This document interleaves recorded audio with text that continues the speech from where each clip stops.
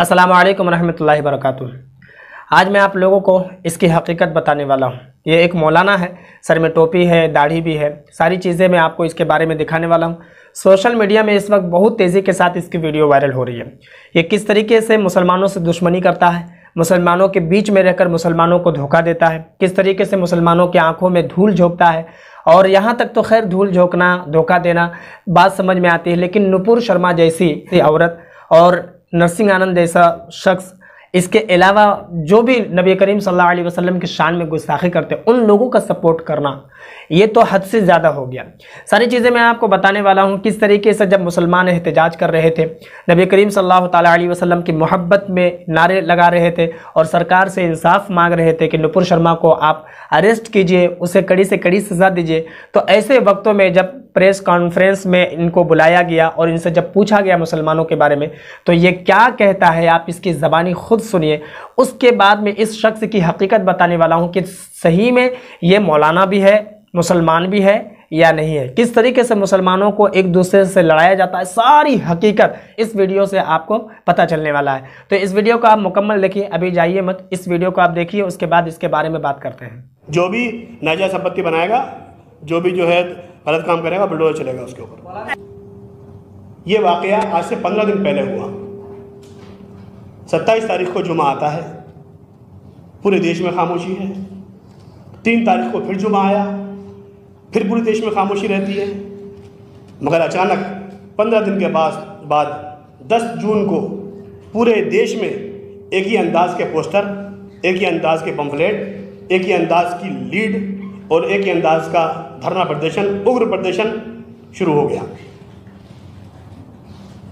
ये 15 दिन के बाद अचानक नबी की मोहब्बत का जाग जाना किसी एजेंडे का, किसी खुफिया एजेंडे का हिस्सा लगता है। आज अरब देशों को, दुनिया को दिखाना चाहते हैं कि भारत के अंदर मुसलमानों के साथ अन्याय हो रहा है।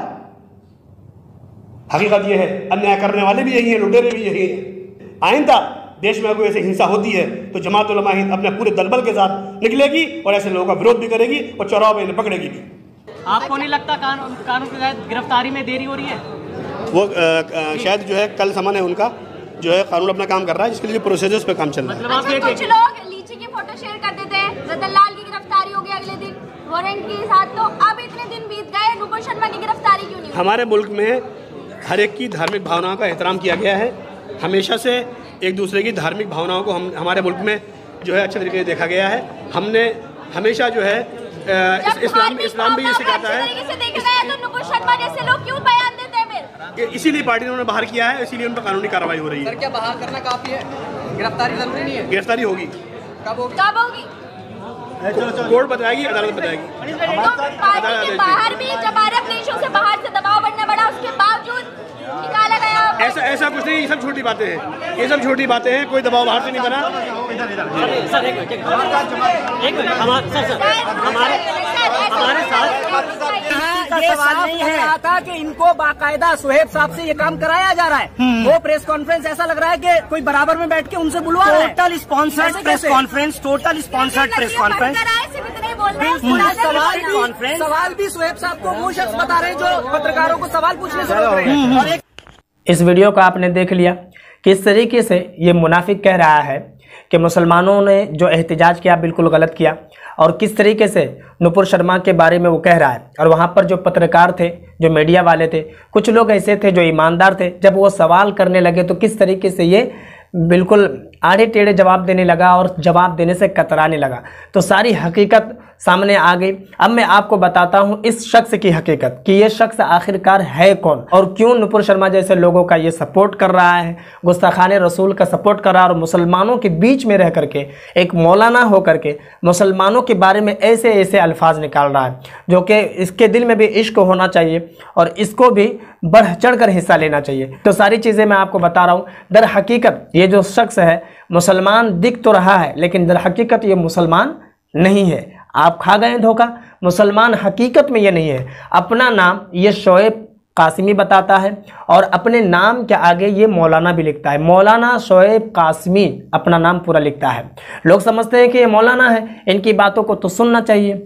दूसरी एक बात और ये है, जो ये क्या कह रहा है कि जमात उलमाए हिंद तंजीम का ये चेयरमैन है। जमीयत उलमाए हिंद नहीं, जमाअत उलमाए हिंद। और ये जमाअत उलमाए हिंद तंजीम है, ये क्या है? ये राष्ट्रीय मुस्लिम मंच की एक शाख है, यानी कि एक डाल है, एक टहनी है। तो वही जमाअत उलमाए हिंद तंजीम का ये चेयरमैन है। तो किस तरीके से मुसलमानों के बारे में कह रहा है कि उन लोगों ने गलत किया, उन लोगों ने गलत किया। और वहाँ की जो मीडिया, जो ईमानदार मीडिया थी, जब सवाल करने लगी तो बिल्कुल हक्का बक्का रह गया और जवाब देने से कतराने लगा।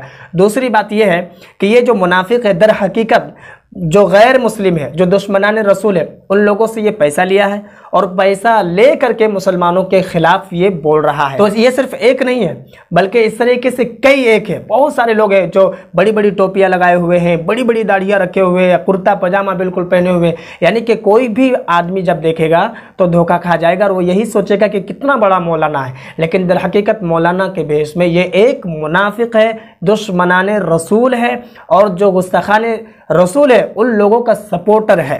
लेकिन मैं आपको बता दूं कि जितने लोगों ने गुस्ताखी की है नबी करीम सल्लल्लाहु अलैहि वसल्लम की शान में, सारे लोगों का हश्र बुरा हुआ है। इस शख्स का भी हश्र बुरा होने वाला है जिस तरीके से और लोगों का हुआ है।